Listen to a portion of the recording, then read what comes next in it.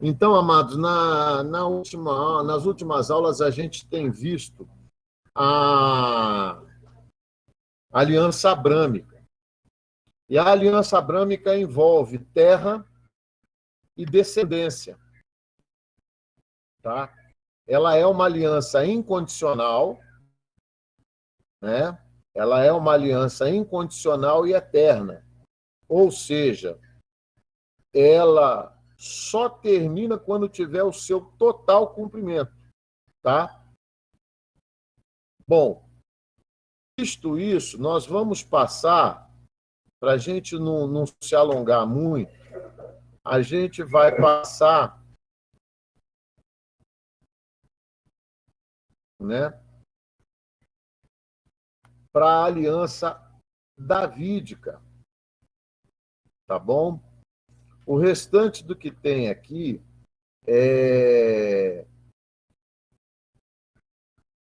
o restante do que tem até a aliança davídica, eu quero que os amados irmãos estudem na apostila e qualquer dúvida que vocês tiverem, é só vocês perguntarem que a gente vai estar tirando a dúvida, tá bom?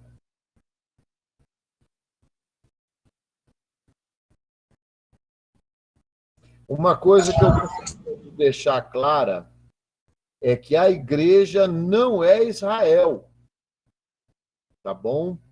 Igreja não é Israel. Então, as promessas pactuais com Israel, com o povo de Israel, com os judeus, com os israelitas, essa promessa não alcançam a igreja, tá bom?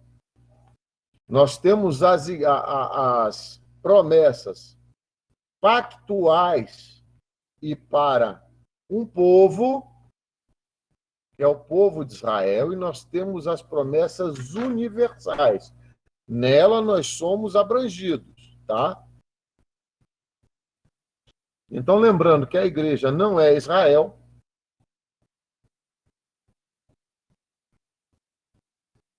e a relação da igreja não é a descendência na qual as alianças serão definitivamente, literalmente cumpridas.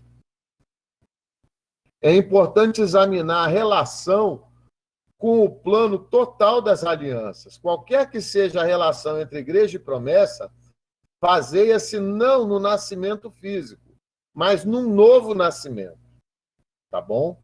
Cabendo-lhe apenas porque os indivíduos que dela gozam estão em Cristo, né? Então, nós somos feitos filho de Deus e alcançados pela promessa em Cristo através de um novo nascimento. Somente com a conversão é que nós podemos, tá? Com o novo nascimento e com a conversão, somente com a conversão e com o novo nascimento é que nós somos alcançados pela promessa universal, tá bom? Então, que não reste dúvida a esse respeito. Quando diz que todas as famílias serão abençoadas em Abraão, não é especificamente dizer que a igreja e as famílias fora de Israel têm Abraão como pai. Não, não é isso, tá? Quer dizer que através da descendência de Abraão, na plenitude dos tempos, vindo Cristo Jesus, tá bom? O Messias, através dele, aqueles que se convertem dos seus pecados e, em função disso, são alcançados pela graça, dom imerecido, nós somos feitos filhos de Deus, tá bom? Só uma pergunta. Pois não? Abraão não é o pai da fé, pai da igreja, alguma coisa assim? Não. O pai da fé. Abraão, olha, Abraão, ele é o pai da fé, tá bom? Mas a promessa feita a Abraão, com exceção, as promessas feitas a Abraão e a aliança abrâmica, de uma maneira geral, ela é feita para um povo que Deus traria para si, separaria a si, que é Israel. Tá? Essa é uma aliança nacional com o povo de Israel. Nós somos alcançados pela aliança abrâmica em uma bênção universal, que é a bênção que é feita na descendência de Abraão, na pessoa de Jesus Cristo, o Messias. Entendi. Tá? Agora, a aliança abrâmica, ela não atinge a igreja. Entendi. Né? De uma forma específica. A aliança abrâmica, ela é específica para o povo de Israel. Tá? Tá. Mais alguma dúvida, amados?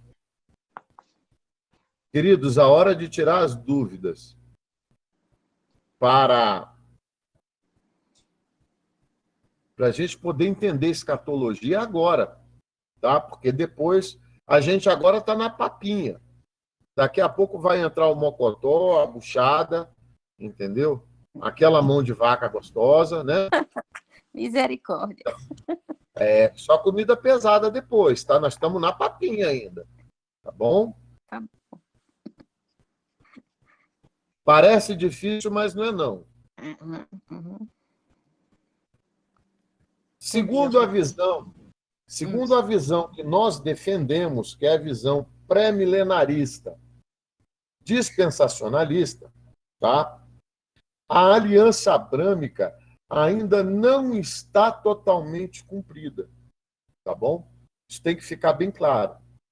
A aliança abrâmica, ela só será cumprida quando todo o território que Deus deu ao povo de Israel for totalmente ocupado pelos israelitas.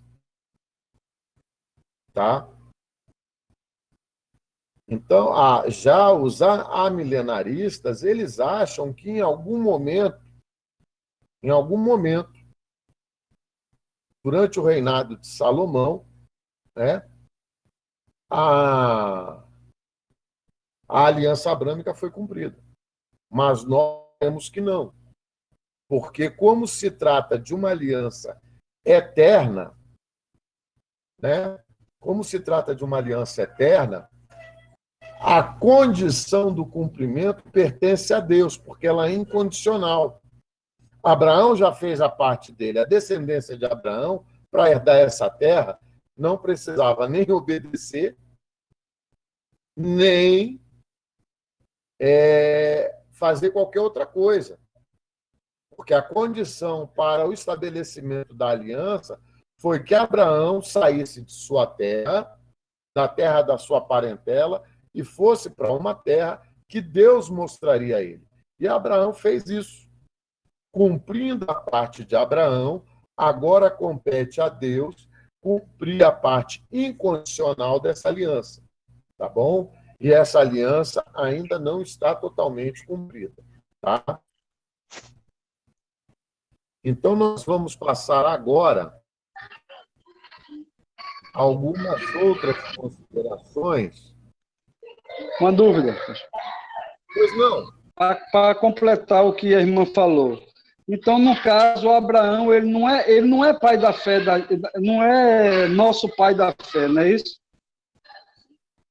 Abraão, ele é o pai da fé, porque ele creu e isso lhe foi imputado por justiça, segundo nos afirma a palavra de Deus. Tá? A questão dele ser o pai da fé não quer dizer que as promessas feitas a Abraão, a aliança feita com Abraão, venha atingir a igreja. Não, isso eu entendi, essa parte eu entendi. Abraão não deixa de ser o pai da fé. Tá? Só que essa demonstração de fé, para nós, é um exemplo a seguir. A única implicação que a fé de Abraão tem com relação a nós, tá? É que, em função dele crer e de isso ser imputado a ele como justiça, o que ocorre? Deus faz uma série, Deus ele instaura uma série de bênçãos a partir do momento em que ele crê. Tá? Uma dessas bênçãos é a bênção universal, na qual todas as famílias seriam abençoadas em Abraão. Tá? Seriam benditos. Mas, no que diz respeito à descendência e à terra, nós precisamos entender que, Abraão teve 2 filhos, tá? Então, vamos lá. Ismael, filho da egípcia Agar, que era escrava de Sarai, né? E nós temos filho da promessa, tá? De Ismael nasceu um grande povo, os ismaelitas, os árabes, de uma forma geral, eles descendem do tronco de Esaú, irmão de Jacó, tá? E principalmente do tronco de Ismael. Tá bom? E de Isaac descende o povo da promessa. Tá? Isaac teve 2 filhos, Esaú e Jacó. Jacó nasceram 11 filhos, tá? Que são as 11 tribos principais. Nós precisamos lembrar que, quando nós falamos de 12 tribos de Israel, nós temos que lembrar que José teve 2 filhos, Manassés e Efraim. Então, de José saíram 2 tribos. Tá? De José são 2 tribos. Então, perdão, 11...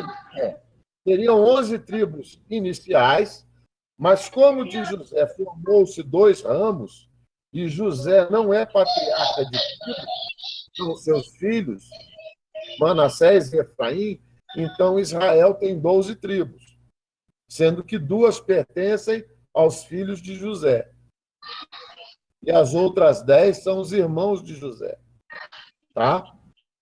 Então, nesses 2 ramos de descendência direta de Abraão, talvez, Josedeg, você seja descendente de Ismael. Entendeu? Exatamente. Exatamente. Em cima da sua descendência árabe. Tá? Mas a nós, filhos de portugueses, italianos, africanos, no meu caso é africano, português, alemão e italiano. É uma misturada danada. Espanhol. Aí, ó, tá vendo? Então a gente precisa compreender. Olha, espanhol tem um detalhe, viu? Sim. Segundo a Inquisição espanhola, uma grande população de judeus mudou-se para a região da Península Ibérica. Tá? Foi. E lá eles assumiram nomes como Santos, Souto, que é o meu. Souza e vários outros. Então, boa parte dos portugueses e também espanhóis que colonizaram a América do Sul têm descendência judaica sem saber. Tá? Porque na época da Inquisição espanhola, que foi uma coisa terrível, os judeus mudaram de nome, entendeu? Então, o camarada que era lá da tribo de Manassés, ele virou Souza com a maior alegria. O meu é Souto. S-O-U-T-O. Então, o que a gente precisa compreender? Que nós, Igreja de Cristo, nós fazemos parte do ramo enxertado, tá bom? E nós fomos enxertados através do Filho da promessa, do descendente direto da tribo de Judá, do leão da tribo de Judá, que é Jesus Cristo. É Jesus. Isso ficou bem claro para todos? Ficou bem claro. Eu gosto de explicar essa situação, porque, amados, o que acontece? Algumas denominações, elas têm de forma totalmente contrária às orientações do apóstolo Paulo, trazido ritos judaizantes para dentro da igreja. Então, ela tem essas denominações têm incluído artefatos que faziam parte do templo, né? O menorá, que era o castiçal, a Arca da Aliança e tantas outras coisas, tá? Tem gente que fala erradamente, olha, fulano canta, então fulano é levita. Não, fulano não é levita, fulano é cantor. Porque para ser levita, tem que ser descendente da tribo de Levi e mais, tem que ser descendente de Levi, mas da linhagem de Arão. Então, a gente precisa... Opa, peraí. Queridos, quem louva, quem adora, é adorador, tá? É cantor, é quem tem o prazer de estar louvando ao Senhor, Amém. está ali buscando a Deus em espírito e em verdade, entoando louvores, cumprindo o que os salmos dizem, tudo que tem fôlego, louve ao Senhor, né? Então, a gente precisa pegar a tribo, pegar o povo de Israel, é o povo da promessa. O que nós devemos fazer por Israel?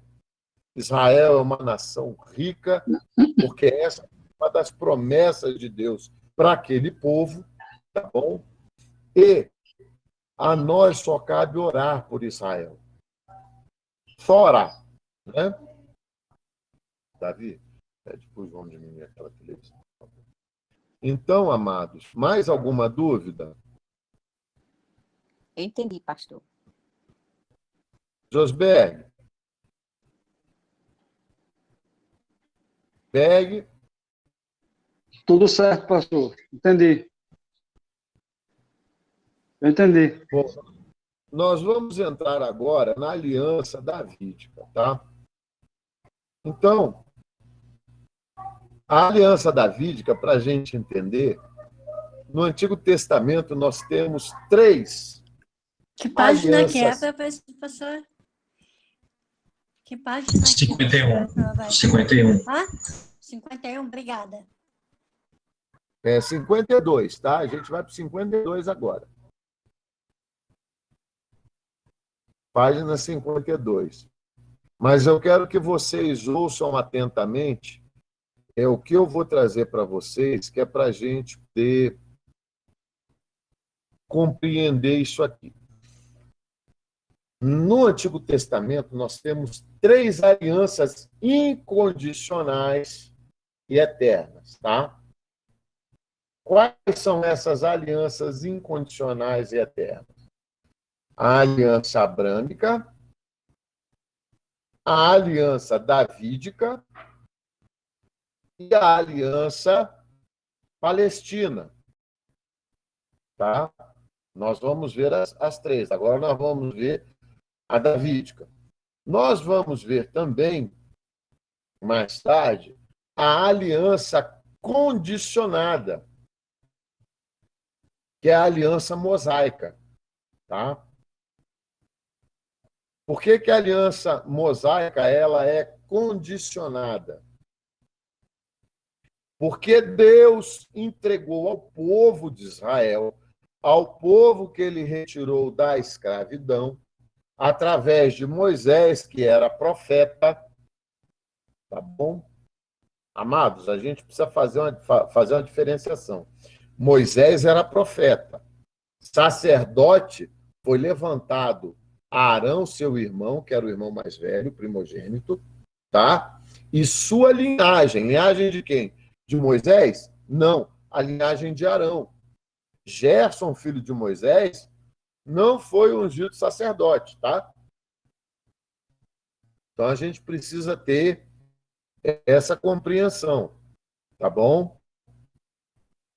Moisés foi enviado como profeta, tá bom? E Deus entregou a Moisés os mandamentos. E, posteriormente, durante os 40 anos de peregrinação, tá? Que eu não digo... Para mim, corretamente falando, não são 40 anos de peregrinação, tá? São 40 anos para que toda aquela geração acima de 20, quando houve a rebelião contra Moisés, tá?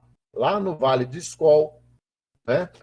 O que acontece? Deus, em meio à rebelião, amaldiçoa o povo e diz que, a partir daquele momento, ninguém que tivesse de 20 anos para cima, exceto Josué e Caleb, tá? E suas famílias, herdariam Canaã. Tá bom? Então, foi necessário 40 anos para que houvesse a expiação do povo, para que uma geração nova, que não participou daquele pecado, entrasse em Canaã. Deus preparou um povo para si. Entendeu? Uhum. Então, a aliança de Moisés, ela não é incondicional. A aliança mosaica não é incondicional. Ela é condicionada.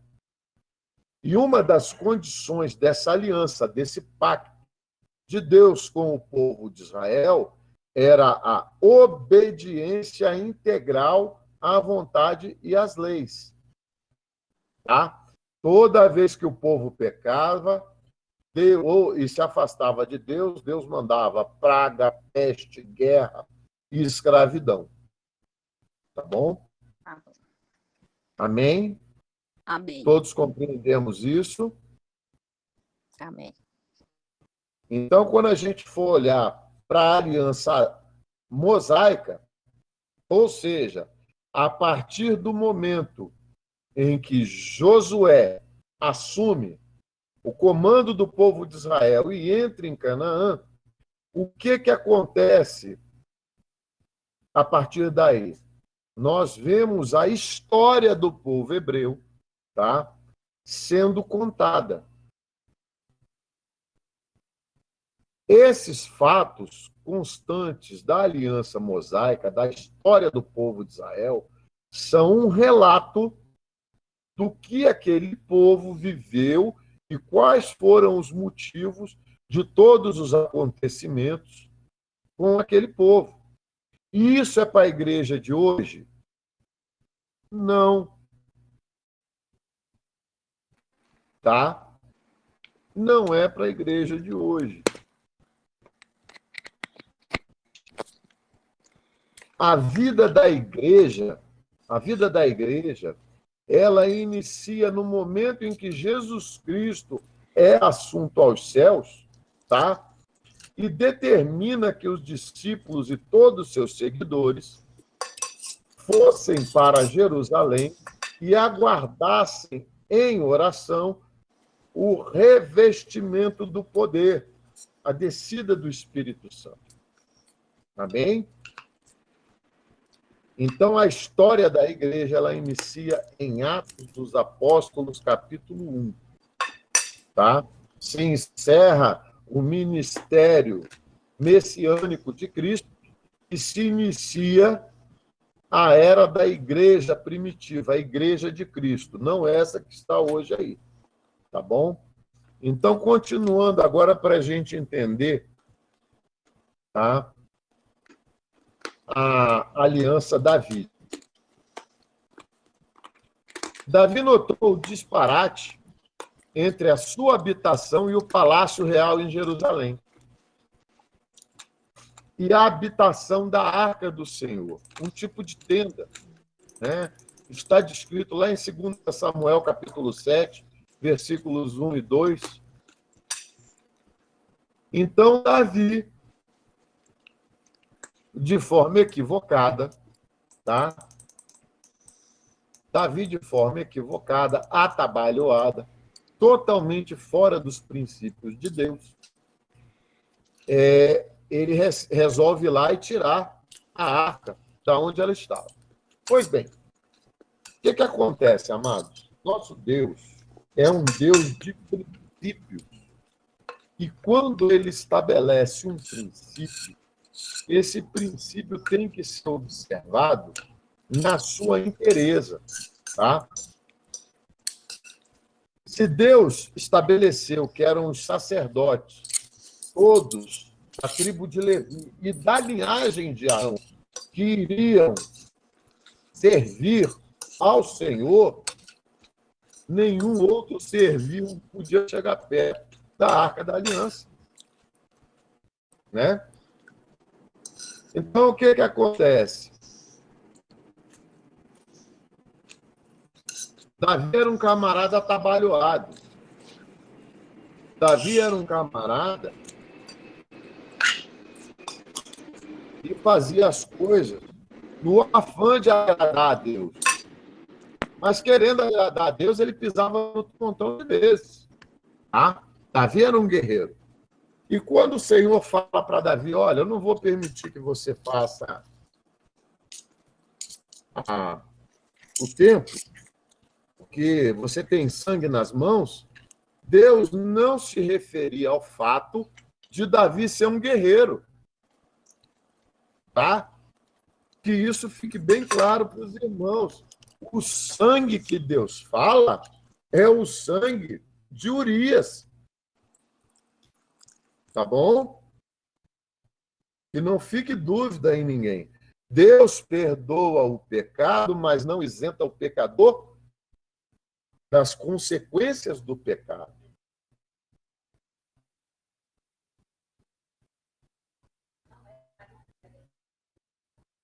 Entendeu? As irmãs aqui estão falando, né, que pensaram que fosse da quantidade de gente que Davi matou. Amados, Davi matou todo aquele que Deus mandou. Davi era um soldado. Tá? Urias não. Urias foi outra história. No caso de Urias, Davi, ele, de uma vez só, ele quebrou os 10 mandamentos. Tá? É por isso que a história de Davi nos é uma história muito cara, porque a história de Davi nos mostra que Davi era um homem segundo o coração de Deus, mas não quer dizer que ele estava isento de pecar, não está dizendo que ele estava isento de se colocar em situações difíceis, sabe? E Papai do Céu, mesmo Davi sendo homem segundo o seu coração, quebrava o galho de Davi não, povo. Tá? O primeiro filho de Davi com Betseba, que foi o filho do adultério, Deus não permitiu que ele nascesse vivo. Tá? Em função do que Davi fez, a espada nunca se afastou do trono de Davi. Davi teve problemas com seu próprio filho, o filho que ele mais amava, que era Absalão. Né? Então, a gente precisa compreender que todos nós somos passíveis de pecar e, da mesma forma que Deus restaurou Davi, ele nos restaura também. Tá?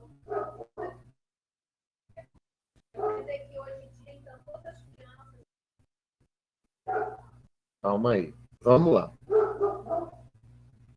A questão, a pastora aqui perguntou, mas então o que a criança tinha a ver? Né? A gente tem que perguntar para Deus, porque Deus é soberano. Deus falou através do profeta Natã tudo aquilo que aconteceria com Davi. Tá? A questão do filho não vingar, ela é muito mais em cima de pesar a mão sobre a vida de Davi, que era um homem que conhecia Deus, que deveria, como rei, dar o exemplo, do que qualquer outro. Tá?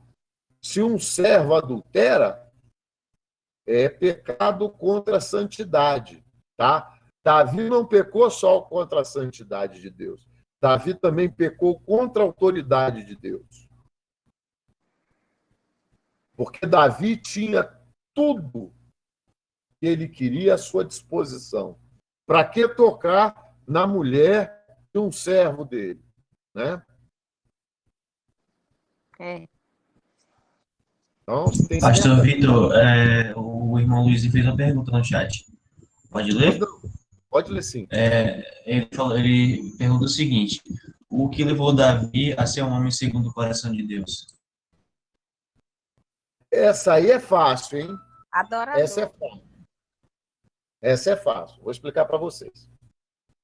Davi era um homem que, desde a sua tenra mocidade, ele compunha louvores ao Senhor, ele vivia louvando a Deus. Ele era diferente.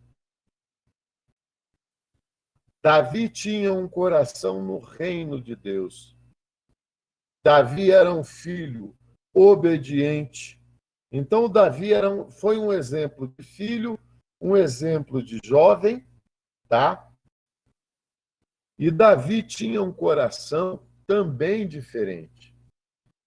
Porque quando o profeta Natan chega para Davi e conta a história do pobre que só tinha uma ovelha e que o rico foi lá e pegou essa ovelha e passou para dentro, ele, na hora, ele se revolta, sabe? E ele profere o juízo de que esse homem tinha que morrer, de que esse homem tinha que ser punido. E quando o profeta Natan fala, você é esse homem, Davi, no mesmo instante, ele cai em si e vê o tamanho do pecado que ele cometeu contra Deus e rasga suas vestes e se arrepende. Davi não era um homem que sofria por remorsos. Ele verdadeiramente se arrependia, sabe? Davi era um homem muito preocupado com o que Deus estava pensando a seu respeito. E o salmista Davi, ele tem um salmo maravilhoso no qual ele fala: Senhor, escondi a tua palavra no meu coração para não pecar contra ti. Davi era um homem temente a Deus na acepção da palavra.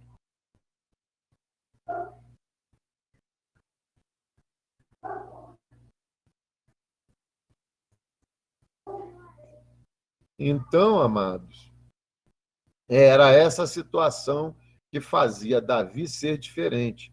Davi, com 15 anos de idade, olha a situação, um moço bonito que não aguentava, né?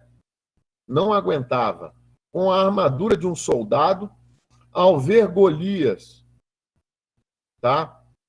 Blasfemando contra o Senhor e contra o exército do Deus vivo.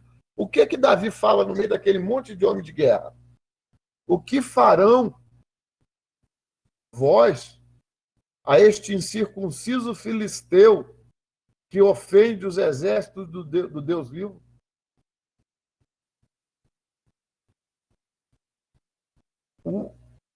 Todo o exército de Israel, quando Golias entrava naquele vale, naquela ravina, né? Porque ficava o exército de Israel de um lado, o exército da Filisteia do outro, e Golias descia lá e começava a falar um monte de baboseira, e o povo de Israel olhava para o tamanho de Golias e ficava temeroso, impressionado. Davi não, Davi com 15 anos não queria nem saber. Ele queria era matar o gigante que afrontou a Deus. Era essa a diferença. Tanto que Deus honra Davi. Davi vai para lá, né? O próprio gigante fala para ele: você vem para mim com paus e pedras? Ele, ó, não vou não. Eu vou em nome de Deus, o Deus dos exércitos, o Deus vivo. Pegou uma funda pedrinha, rodou e pá, na testa do gigante. O gigante caiu, ele foi lá, arrancou a espada e arrancou a cabeça do Golias fora. É isso que faz Davi ser um homem segundo o coração de Deus. E é em função de Davi ser esse homem tão especial para Deus que Deus firma com Davi uma aliança. Só que essa aliança ela não começa com o reinado de Davi. Nós precisamos entender, tá? que lá em Gênesis, né, quando Jacó abençoa a Judá, o que ele fala? Que o cetro não se arredaria diante os pés de Judá. Naquele momento, Jacó já apontava para uma linhagem real vinda da tribo de Judá. Amém? Então, para cumprir a aliança que havia sido feita, primeiro com Abraão, estendida e ampliada a Isaac, estendida e ampliada a Jacó, tá? Quando Jacó profere a bênção sobre a tribo de Judá, automaticamente toda essa promessa acerca da descendência real teria que vir da tribo de Judá. Então vamos entender por que Saul, além de ter sido retirada a unção dele por motivo de pecado de desobediência, Saul não era da tribo de Judá. Saul era benjamita. Ele era da tribo de Benjamim. E a monarquia, tá? A realeza, segundo proferiu a bênção o patriarca Jacó, não estaria sob a tribo de Benjamim, e sim sob a tribo de Judá. Amém? Todos compreenderam isso?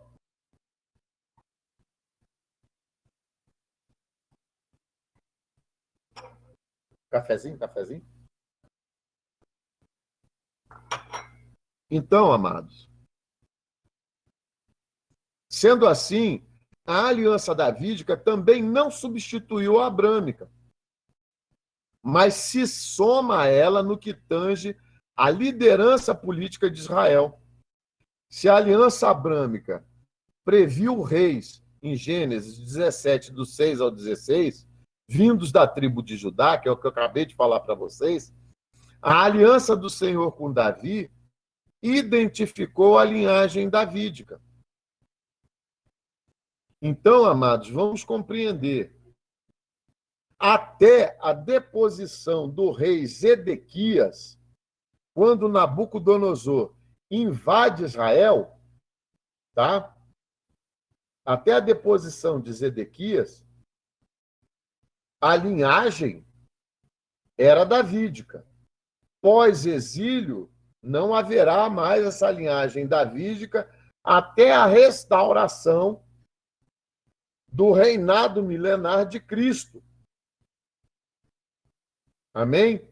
O leão da tribo de Judá, o rei dos reis, senhor dos senhores, se sentará e reinará na terra, reinará de Israel por 1000 anos.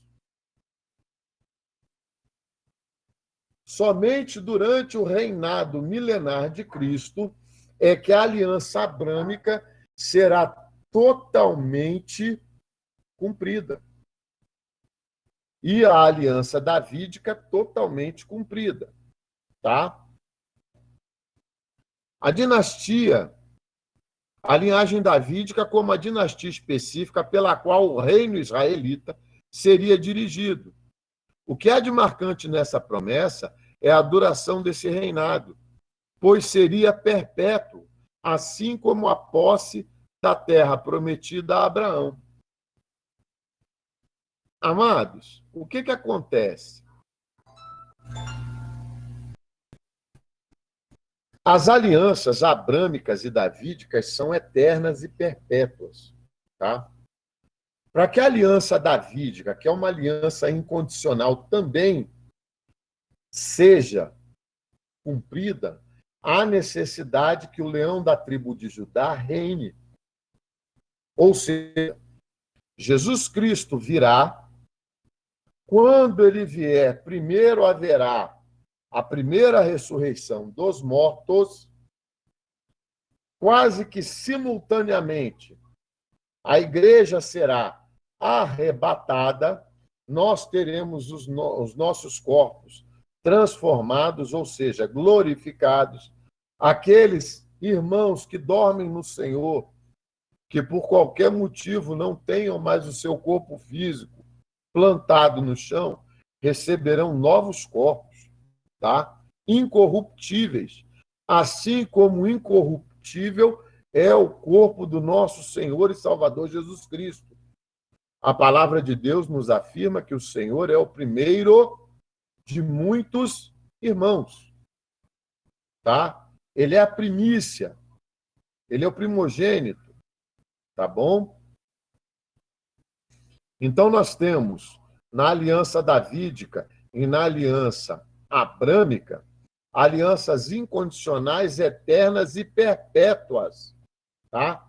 Que só se cumprirão com a vinda do Senhor Jesus e durante o reinado milenar, tá?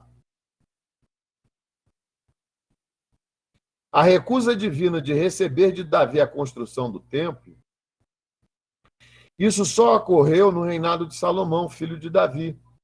Serviu para frisar que a aliança davídica não era uma troca de favores. Deus não colocou Davi no trono, nem elegeu a sua linhagem como perpétua, trocando favor. Não, você vai me construir um templo e eu vou te dar isso. Não, Deus não faz barganha com ninguém. E a despeito disso, de estar falando de barganha, amado, quando você subir à casa do Senhor, não suba para pedir ou com intenção de barganhar com Deus. Suba à casa do Senhor de forma alegre, como nos diz o salmista. Alegrei-me quando nos disseram, vamos à casa do Senhor. É um momento seu para adorar, para salmodiar, para agradecer a Deus pelo que Ele é na sua vida e não pelo que Ele te dá. Tá bom? Que nós tenhamos isso muito claro nas nossas mentes, tá? Quando nós colocamos o reino de Deus e a sua justiça em primeiro lugar nas nossas vidas, as promessas do Senhor nos alcançam, tá? Então a gente tem que estar em movimento, a gente tem que estar andando para fazer a vontade de Deus. E Deus vai nos acrescentando aquilo que é necessário e aquilo que é sobrenatural para as nossas vidas. Uma das coisas sobrenaturais que Deus nos concede é justamente o revestimento de poder dado pelo Espírito Santo de Deus que habita em nós. E esse revestimento de poder, ele não nos é concedido para engrandecimento ou vaidade própria. Ele nos é dado, nos é outorgado pelo Espírito Santo de Deus, tá? Para que nós trabalhemos em prol do reino de Deus. Tá bom?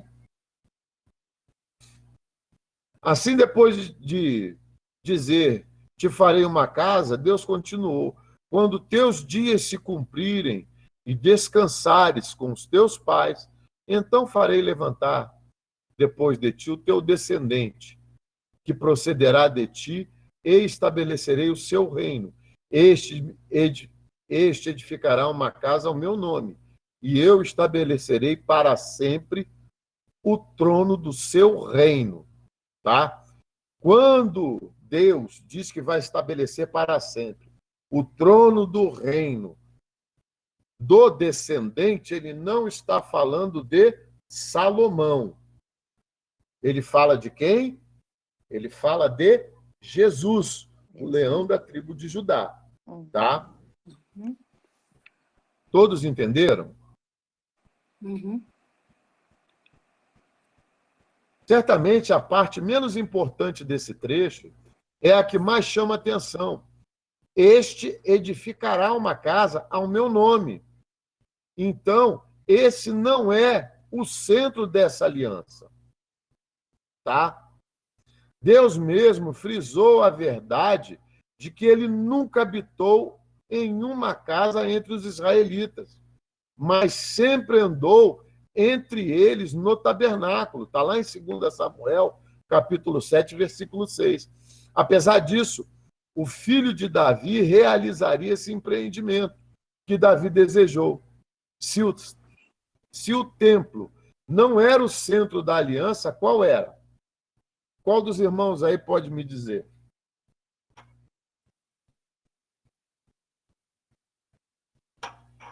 Qual era o centro da aliança real de Deus com Davi?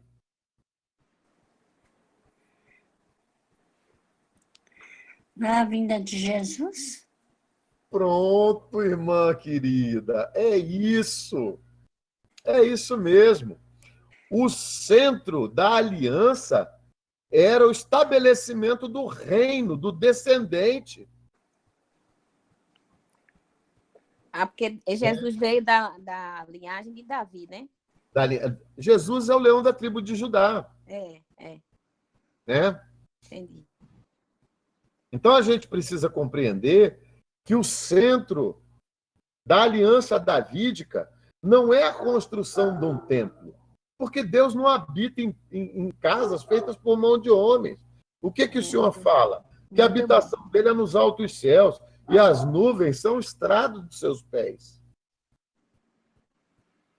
Né? Então a gente precisa compreender que a aliança com Davi, o centro dessa aliança é o estabelecimento de um reinado eterno.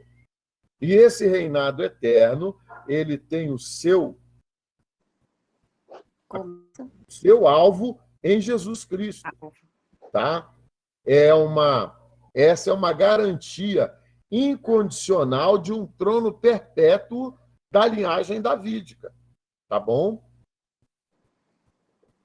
Apesar da incondicionalidade da promessa, um fator condicional está presente, nem tanto pela promessa do trono em si, mas por apontar para pessoas israelitas que estavam sob o tratamento condicional da aliança mosaica. Então, vamos entender Deus. Deus não estabeleceu um trono perpétuo vindo da linhagem de Davi? Então, por que houve a divisão do reino? Por que houve invasão dos assírios, dos perso-medas, dos iraquianos, que na época eram mesopotâmios, né, o povo de Babilônia, os caldeus? Porque o que estava escrito na lei mosaica, né? Na aliança mosaica, que era uma aliança condicional, tá? Toda vez que o povo se afastasse de Deus e pecasse contra o Senhor, o que aconteceria? Pestes, fome, guerra e escravidão. Então, o povo pecava, se afastava de Deus, como eles estavam debaixo da aliança mosaica, eles receberam as leis. Então, eles tinham que cumprir toda a lei. É por isso que, mesmo em função de uma linhagem perpétua acerca do trono, acerca do reino, ela não se cumpriu aos descendentes diretos de Davi. Tanto que nós vemos José, que é da linhagem de Davi, ele é de Belém. O que acontece com José? José era rei? Não, José era carpinteiro. Quando o povo de Israel retorna do exílio, né, que Neemias volta, Esdras volta, que reedificam o templo, reedificam as muralhas de Jerusalém, e o povo retorna do exílio, o que acontece? Essa noção tribal, ela é perdida, tá? O povo não levanta um novo rei. Os reis vêm a partir dos dominadores de Israel. eram como governadores gerais que eram mandados pelos monarcas que haviam conquistado Israel. Tá? Herodes e outros reis anteriores, eles não eram da linhagem da tribo de Davi. Nós vamos ver ressurgir o Rei dos Reis quando Jesus nasce. E Jesus, sendo da linhagem de Davi, o que acontece? Ele herda, após o seu sacrifício vicário, ele herda o direito a reinar sobre Israel e todo o povo de Deus. Amém. Todos compreenderam? Uhum. Entendi.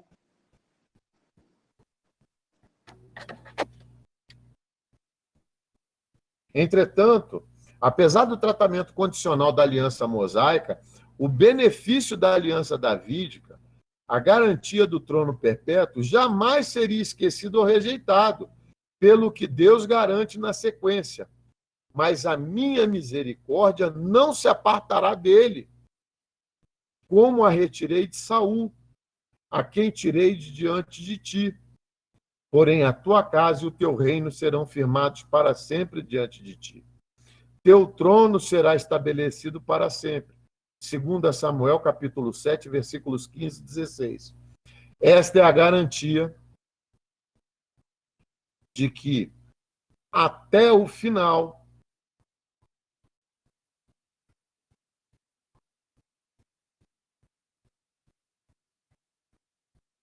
esta é a garantia de que até o final da história da humanidade haverá um descendente real da casa de Davi em um trono em Israel, onde esse rei exercerá seu poder governamental. Amados, aqui vamos fazer aqui uma parada aqui para a gente conversar um assunto, tá? Quando a gente retorna lá aquelas quatro correntes escatológicas,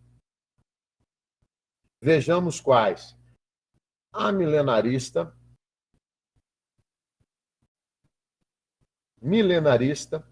né? Pós-milenarista e pré-milenarista. Pré-milenarista, nós temos o pré-milenarista histórico e o pré-milenarista dispensacionalista, que é a corrente na qual eu me incluo, tá? E a visão que eu estou passando para vocês é uma visão escatológica, pré-milenarista, dispensacionalista, tá? Por que disso? Porque nós temos uma visão em cima da compreensão literal, da interpretação literal da Bíblia, sem alegorias. É lógico que existem alguns trechos alegóricos, mas estes trechos alegóricos são inseridos em um contexto literal para ser interpretado, tá?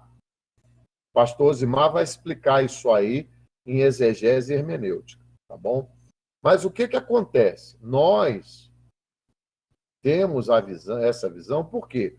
Porque para os amilenaristas, tá? O milênio não existe, ou já aconteceu, né?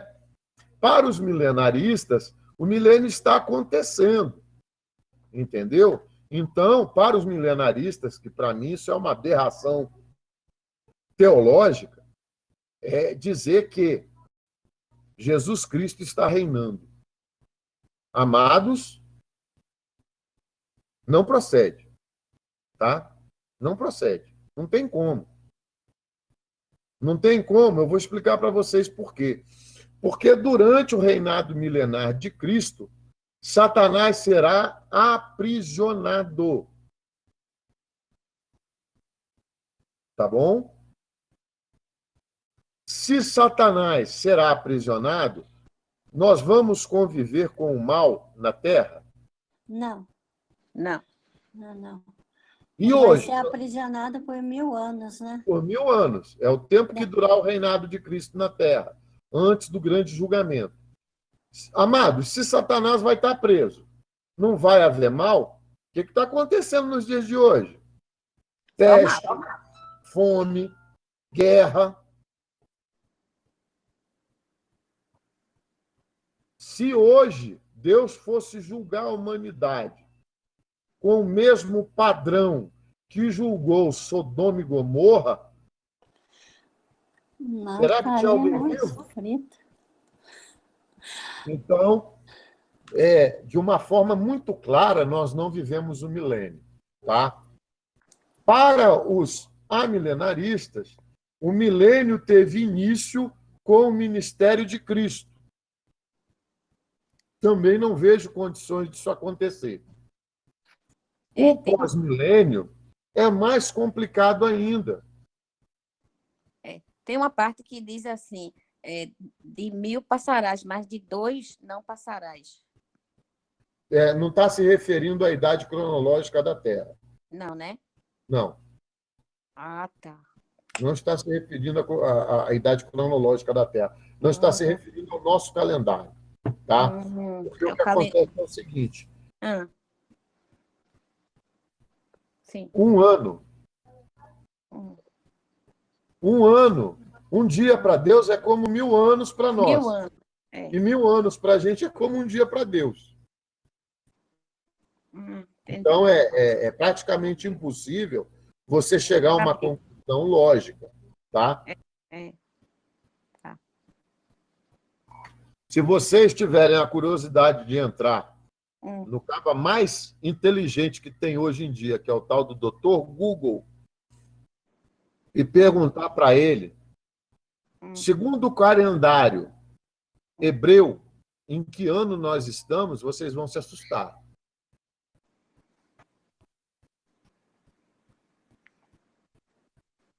Quem tiver essa curiosidade, tá? Lembremos que a Bíblia, tá? Como nós a conhecemos, né? Ela narra a história do povo judeu de 1600 anos para cá. Então, vocês já somem aos nossos 1600. 4 anos, né? 4.000 anos, né?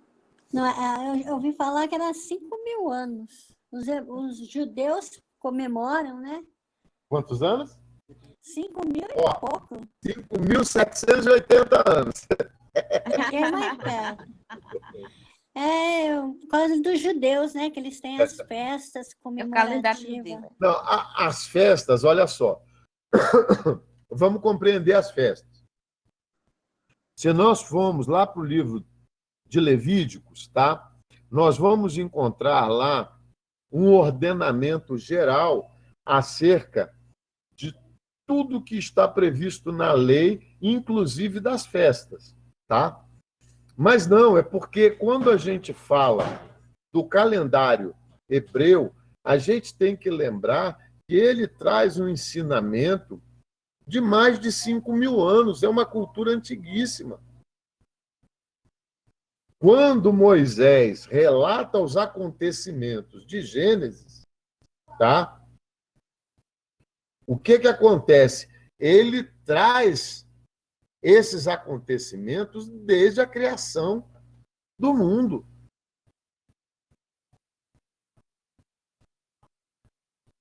O calendário judeu é totalmente diferente do nosso. Tá? Totalmente diferente. A idade deles era 900 anos, 800, 600. Não, isso aí foi só no começo. Isso aí foi só no começo, com Matusalém. 930 anos. Então, Adão e por aí vai. Tá? A gente precisa compreender que se a gente for pegar aí, as pessoas às vezes não entendem. Poxa vida, mas como é que... Se foi só de Adão e Eva, como é que tem tanta gente? Bem, vejam quantos anos Matusalém teve. Vai vendo aí os patriarcas. Quantos filhos eles geraram? Quantos filhos, justamente. Matusalém viveu 969 anos. Então. E Adão 930. O homem que mais viveu foi Matusalém. Então, pegando esse gancho aí, é um debate teológico Vamos embora. grande, mas a questão dos nefelins e a questão, tipo, de Caim ter se casado.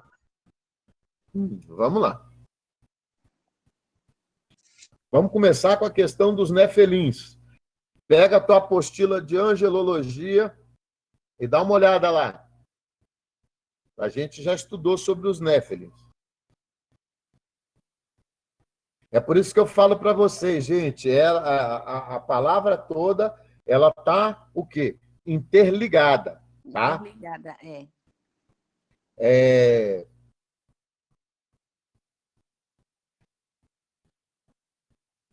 Se nós formos olhar lá a história dos néfelins, essa questão teológica aí, para mim, ela não existe, tá? Para mim, ela não existe, porque a gente começa a entender que os anjos são assexuados. Não casam, nem se dão em casamento. Os anjos não foram criados para procriar, tá? Quando nós falamos de anjos e classes angelicais, nós temos somente anjos do gênero masculino. A palavra de Deus não traz anja, tá? São só anjos. Vitor, tem uma anja aí. É Iemanjá.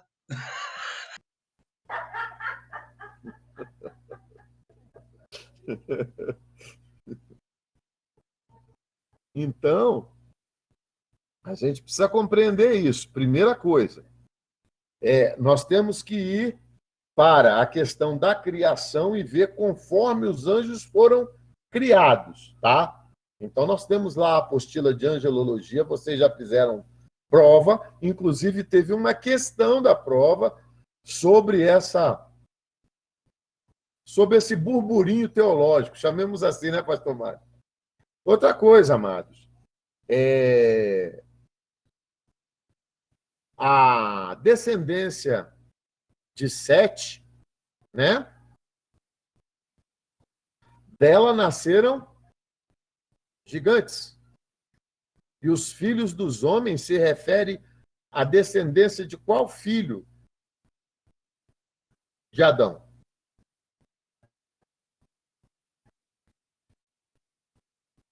Sete.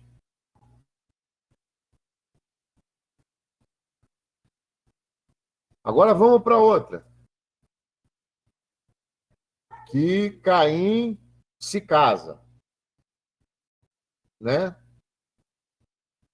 Abre para mim aí, Davi. Amados, o que acontece? Vamos lá. Adão e Eva tiveram quantos filhos? Desses filhos, quantos filhos? Não teve 3 filhos, Caim, Abel e Sete. Mas ele teve muitas filhas, né, depois. Então, Filhos e muitos filhas. filhos. e dessas filhas e filhos? Povoou a terra. O que acontece é o seguinte, queridos, aonde está escrito na Bíblia que Caim, Abel não se casaram e não tiveram filhos? Lugar nenhum, né? Nós não temos. Agora a gente tem a percepção, isso é uma percepção, de que para a humanidade ter sido gerada, houveram casamentos consanguíneos. Entre irmãos. Entendeu? Primeiro entre irmãos, depois entre sobrinhos, tios.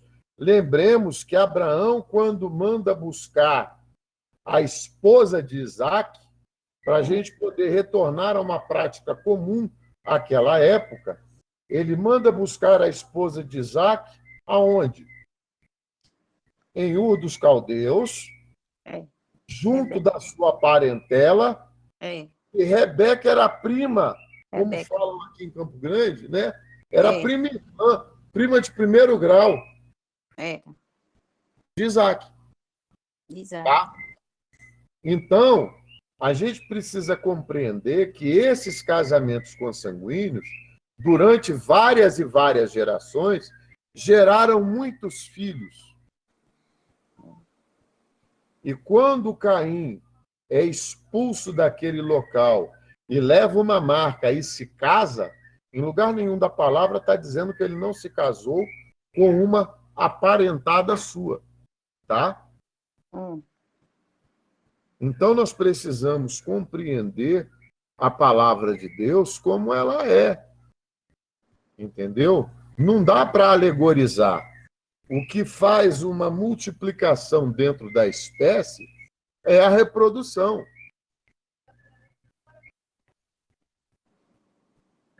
Não é pecado o casamento consanguíneo. Não. Tanto que se casa um primo com prima. É um casamento consanguíneo. O problema todo é que, em função de problemas genéticos, não é bom. Não tinha nada.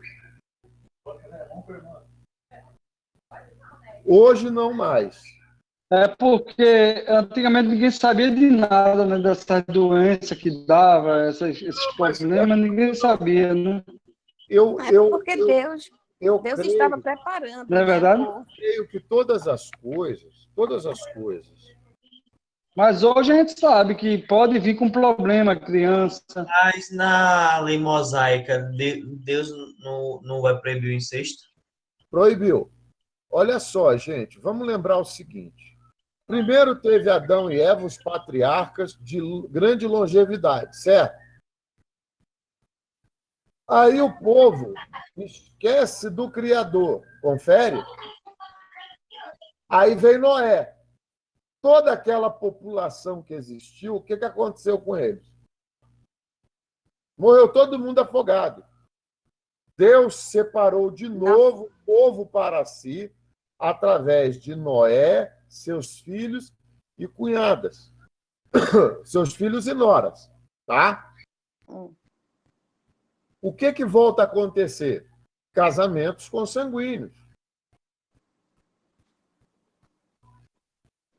E o povo volta a repovoar a terra, sabendo que todos eles são descendentes diretos de quem? De Noé. Ou seja, em maior grau ou menor grau, todos são parentes. De Adão, Não, de Noé. de Noé. Noé é Noé descendente de Adão. tá? Mas já nessa nova fase, toda a população, toda a humanidade descende de quem? De Noé. De Noé. E da mesma forma como Cã segue rumo à África, África. tá? Outros filhos, filhas, sobrinhos, sobrinhas seguem outras direções. A terra, naquele tempo, era necessária uma quantidade de terra muito grande para que as pessoas tivessem rebanhos e para que as pessoas lavrassem a terra, tá? Então as pessoas elas vão se espalhando. E naqueles locais aonde as pessoas chegavam, ali formavam-se núcleos familiares que procriavam entre si e dali saía a grande multidão.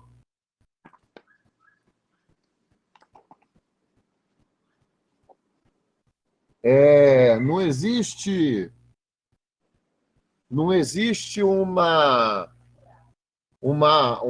civilização que não tenha sido criada a partir da semente de Noé. Por exemplo, os índios americanos, tá?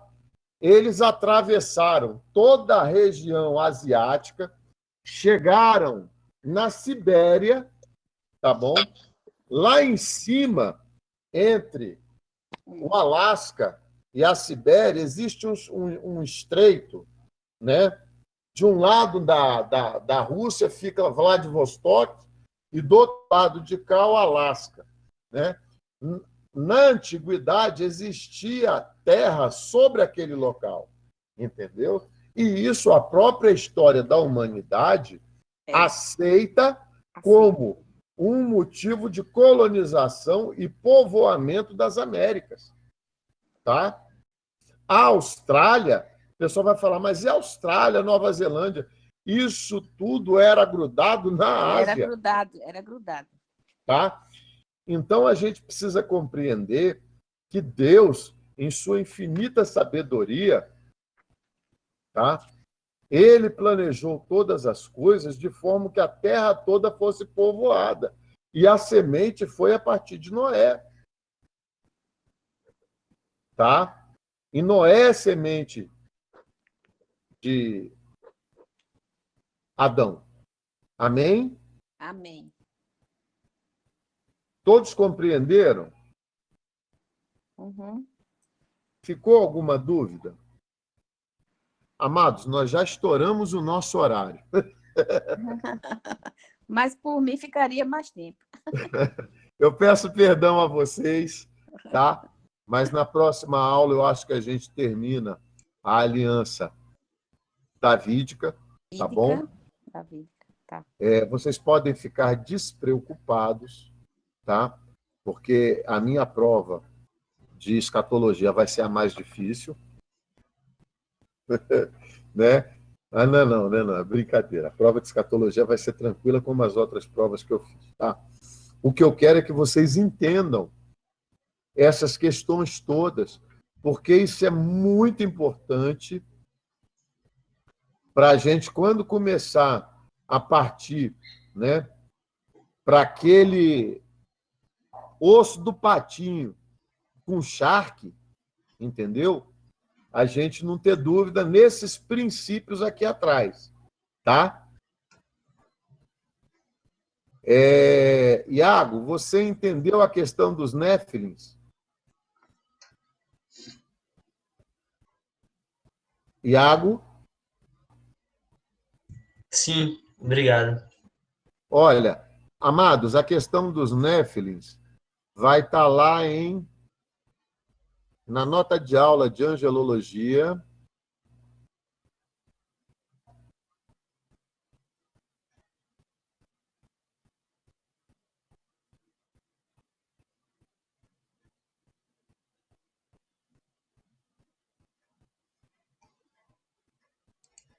Página...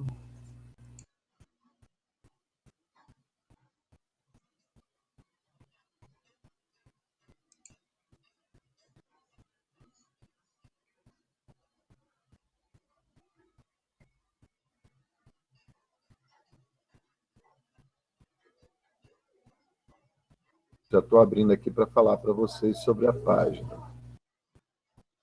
Olha, está lá na página 11 da apostila, tá? Está lá, uma grande confusão a respeito dos anjos, tá? Um relato bíblico que se encontra em Gênesis 6:2 diz: vendo os filhos de Deus que as filhas dos homens eram formosas, tomaram mulheres para si, as que entre todas mais lhe agradaram, tá? Alguns chegaram a afirmar que os filhos de Deus, que aqui está descrito, tratam-se dos anjos. Porém, devemos considerar que, as Escrituras não relatam uma segunda queda dos anjos, depois da grande rebelião. 2, a Bíblia não cita qual destes supostos anjos seria o líder para incitar os demais a tomar essa iniciativa pecaminosa. Ou seja, se um grupo de anjos caiu, essa suposta queda teria um líder. 3, assim como a expressão estrelas não simbolizam apenas os homens, mas as estrelas do firmamento, a expressão Filho de Deus no Antigo Testamento poderia simbolizar a linhagem. Amém? E nesse caso aqui seria a linhagem de Sete, tá? Amados, então eu agradeço a todos os irmãos aí pela paciência e o carinho com que vocês sempre nos tratam, tá? E se por acaso ficou alguma dúvida ou questão teológica, eu peço a todos que podem perguntar a mim, ao pastor Mário, ao pastor Zimar, sabe? Esse é um assunto apaixonante, tá? verdade, é A verdade. escatologia é um assunto apaixonante. Eu tenho verdadeira paixão por essa matéria, porque é uma matéria que traz A traz Bíblia no inteira. mistério dela A Bíblia inteira, né? todos os mistérios É. acerca das coisas do fim, tá? E por incrível que possa parecer, para espanto de muita gente, as coisas do fim têm seu início em Gênesis. Em Gênesis, Tá bom? de Gênesis e Apocalipse, né? Não, nós vamos passar por Gênesis, Gênesis, Daniel, Apocalipse. Joel, são tantas fontes messiânicas que vocês vão falar, mas eu não tinha nem ideia. E realmente é por aí, tá? Uhum. Então, que Deus abençoe a todos. Continuem orando por esse velho e gordo pastor, tá bom? Eu preciso de um coração novo. Vamos clamar que Papai do Céu vai trazer. Eu creio. Obrigada, pastor. Eu creio também. Em nome de Jesus. Pastor Mário, perdão por avançar no seu tempo.